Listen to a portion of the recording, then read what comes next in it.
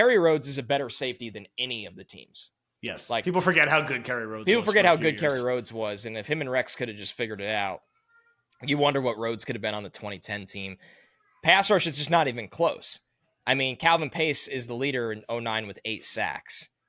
So, like, let's not get too negative on Pace here. We have a brand. And we love Pace. We love Pace here. But the D line from edge to D tackle is significantly better on this current team.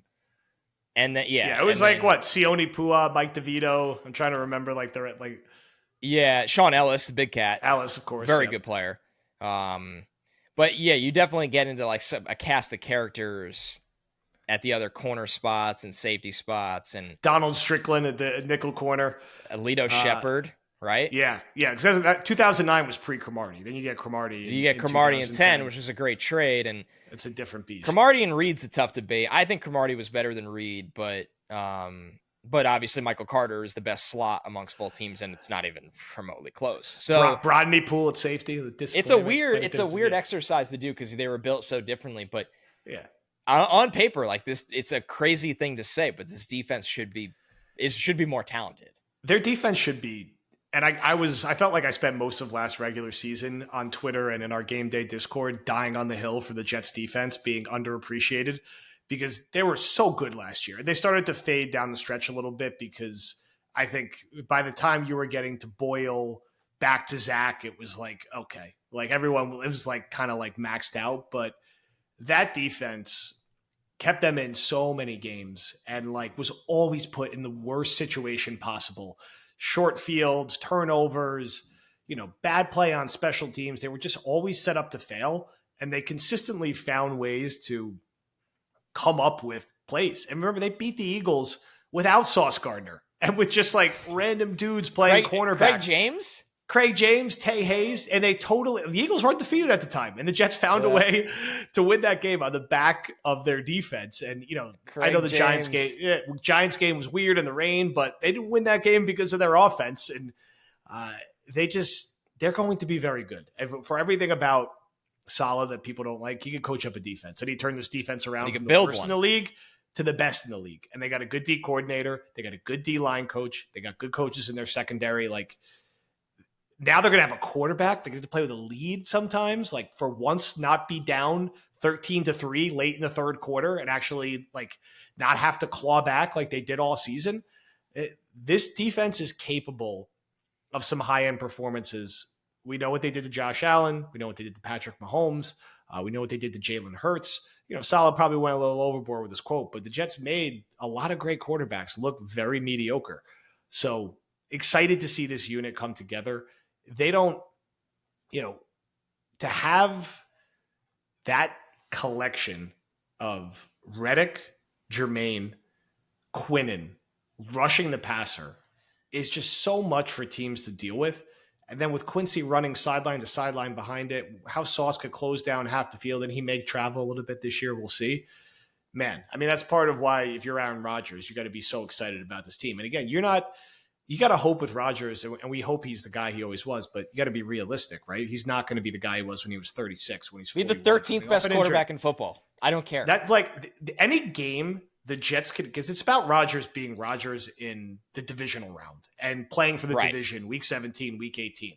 Any game the Jets could get away with him having to throw like 22 passes because their defense dominates the game and Breece Hall runs for 198 yards. Awesome. That's great.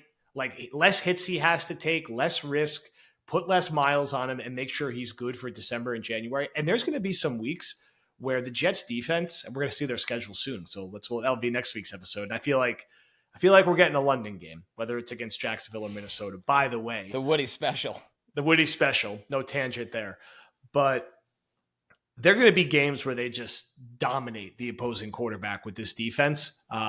And Rodgers is not going to have to do all that much. So that's exciting.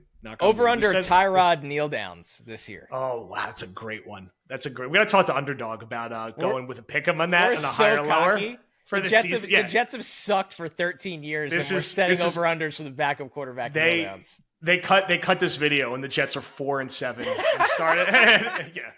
And they had Jordan to re-sign. Travis is out there. Yeah, they had to re-sign Simeon because Travis isn't ready. Yeah, isn't ready. Who's laughing now? This is like when we predicted they were going to beat the Chargers because the Chargers were soft and the Chargers killed them in prime time. We're not perfect. We get things wrong here. But look, this is the time now because we're through the draft. It's May, it's June, it's July.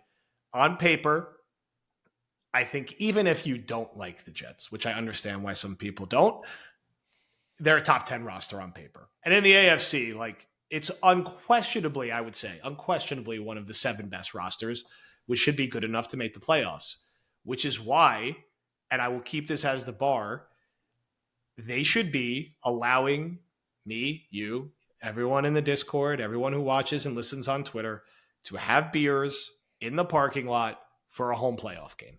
They are good enough on paper to get there. To do that, you need to win your division. That's the only way to get a home playoff game. They are good enough to win the division this year. Get to that 2, 3, 4 seed. I'm not going to say if they don't get the 1 seed, they failed. Yeah, they failed. Like I get they're in the conference with the Chiefs and all this stuff, but it's a home playoff game roster. If no one gets hurt, people could get hurt, and this defense has had kind of like good injury luck, so maybe that regresses a little bit this year because that could happen. But if the offense stays healthy, maybe it balances out. But look, a long-winded way of saying that if the quarterback is right, he has a lot to play with on this defense. Now, since we're vibing high right now, and maybe this is coming off us talking about the Knicks and the Rangers in War Room, I want to answer this fun one from Johnny C because we have plenty of time to answer the more serious ones. Which player would be the wildest at a Jets Super Bowl parade? So first off, I'm trying to remember how the Giants did their recent Super Bowl parades. I don't remember because I think I was crying under my bed. Same. I definitely chose not to pay attention to that. Yeah, I was not paying attention to them at all. Where are they? Like, I guess it's half. You get one in the city, then you get one back down by the stadium.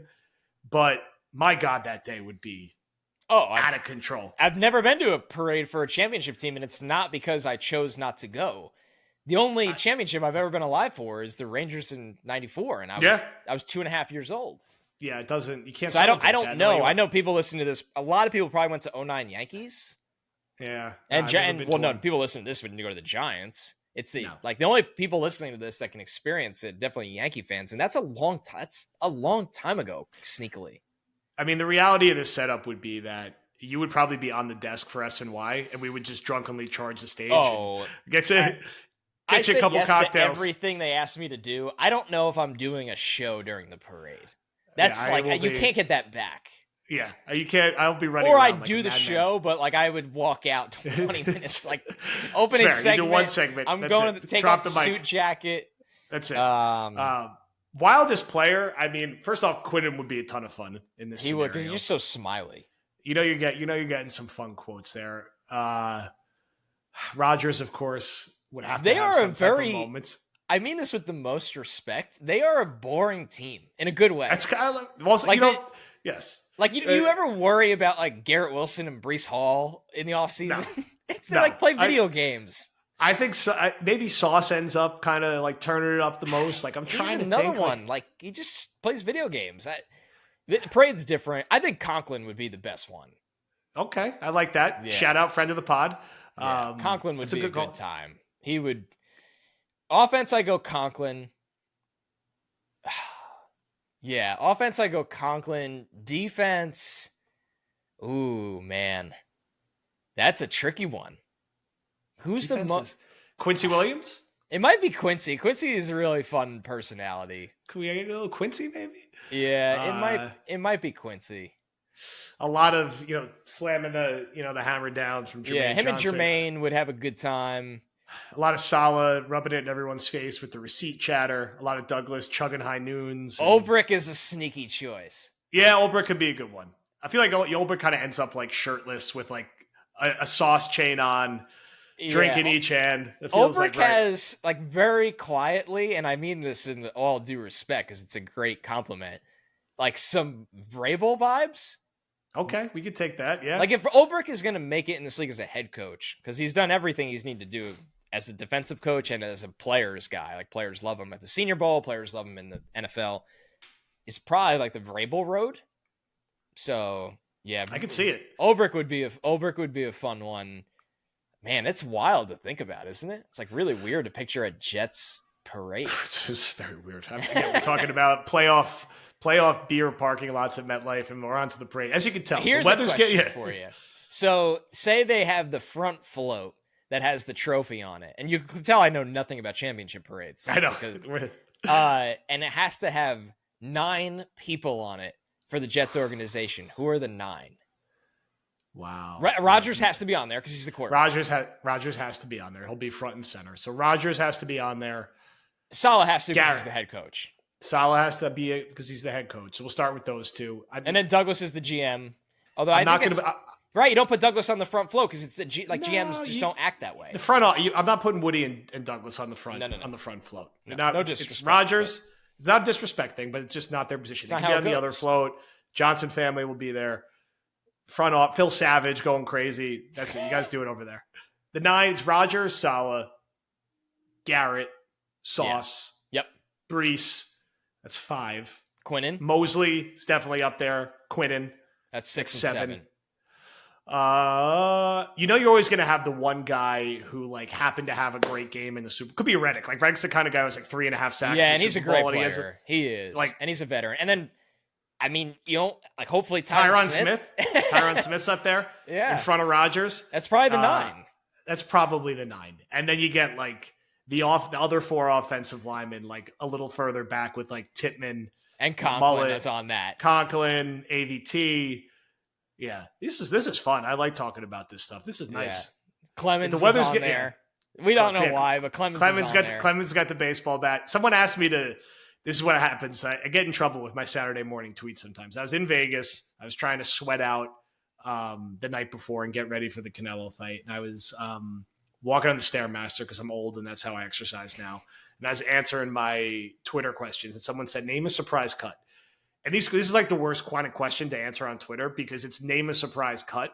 So whatever you name, he would never get cut. Well, that's why it's a surprise cut. Or if you name right, there's no right way to answer it. So I said Clemens because I think that would kind of be a surprise. Yeah, because Eric Watts, McGregor, and Braden McGregor, the 2 UDFA edge players, they can push him because of the play style they play. They play Clemens' play style. So that's the exact answer.